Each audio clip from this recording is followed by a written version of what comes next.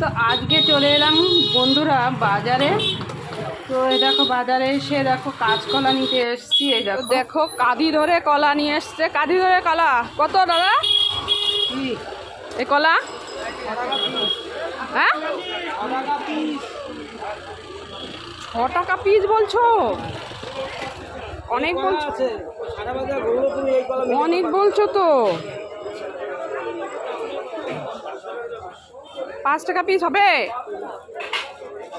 6 টাকা পিস কি বেশি হয়ে যাচ্ছে কিন্তু। আমি দুটো নেব, দুটো নেব।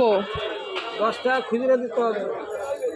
খুচরো দাও, এই দুটো দাও। দেবো বাংলাম।